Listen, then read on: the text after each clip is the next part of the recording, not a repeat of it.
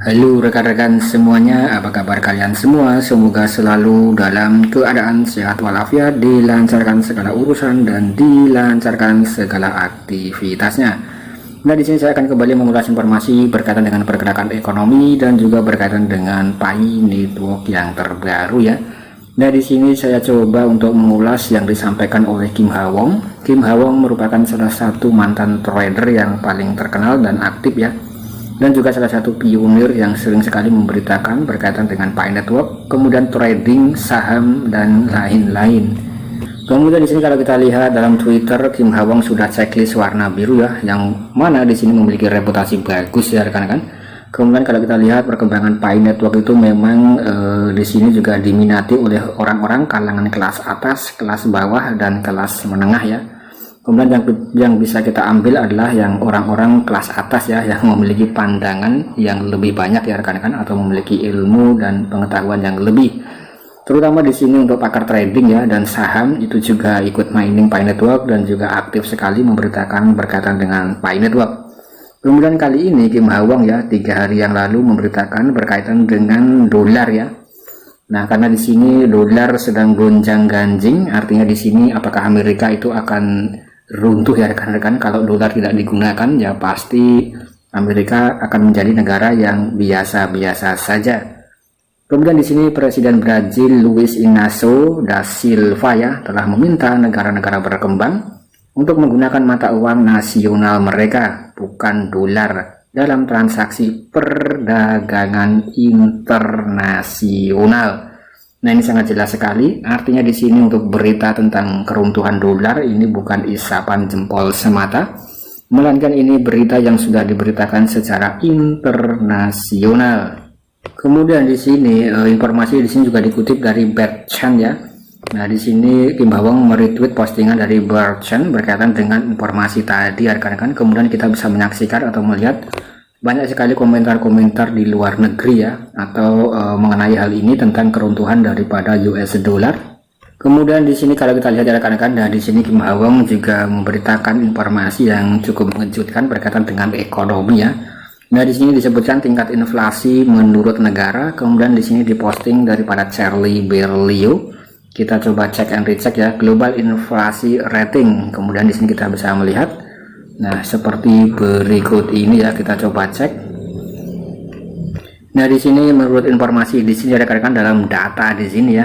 Nah, kita bisa melihat untuk Cina di sini memang menduduki paling atas dalam hal inflasi ya. Artinya di sini untuk tren inflasinya sangatlah rendah ya untuk negara Cina. Kemudian Taiwan ya hanya sekitar 2,4% saja.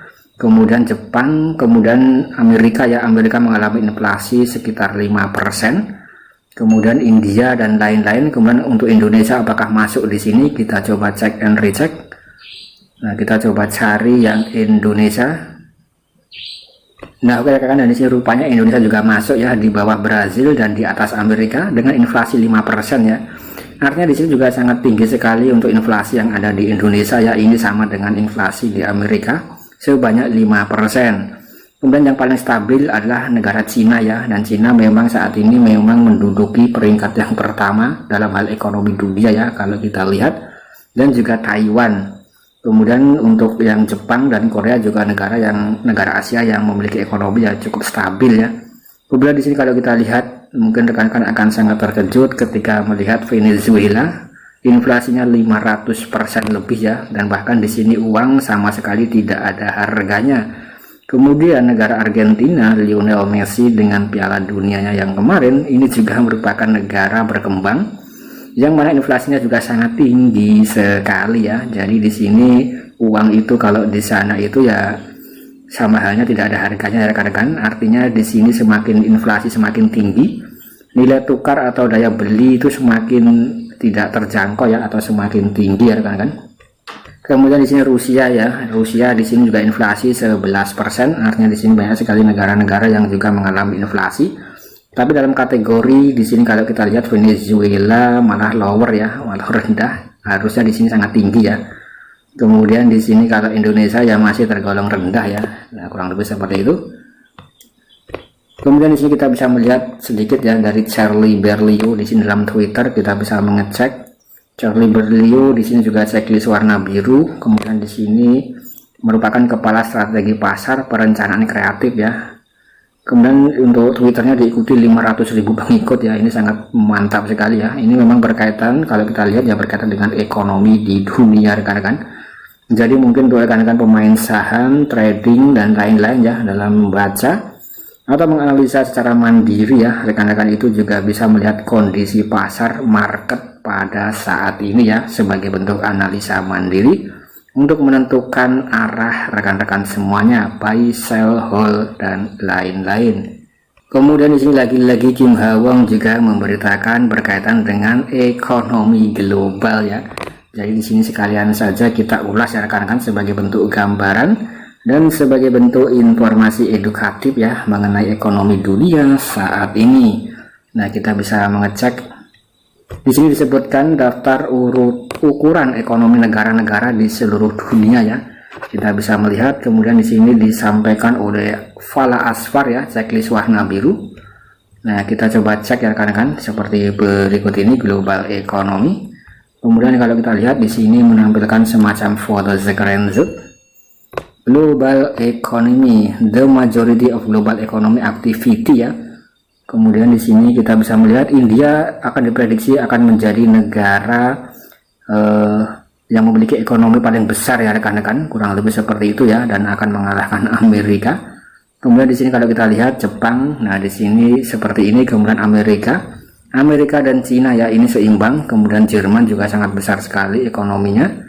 Kemudian kalau kita lihat di sini Rusia sangat ya, masih kecil ya. Kemudian untuk Indonesia di sini juga masuk ya rekan-rekan, artinya di sini Indonesia juga berperan dalam stabilitas ekonomi dunia ya, mungkin kurang lebih seperti itu, karena Indonesia merupakan negara yang besar. Oke rekan-rekan, itu tadi adalah informasi pergerakan atau informasi sedikit ya tentang daripada ekonomi dunia, inflasi dunia dan lain-lain. Nah, itu hanya sebagai bentuk informasi tambahan saja untuk wawasan rekan-rekan semuanya. Kemudian di sini kalau Pi Network nanti sudah benar-benar sukses ya, open minded, apakah benar-benar realistis akan memiliki harga GCV atau benar-benar realistis bisa proyeknya jangka panjang ya, untuk kita bisa melakukan barter dengan CoinPi.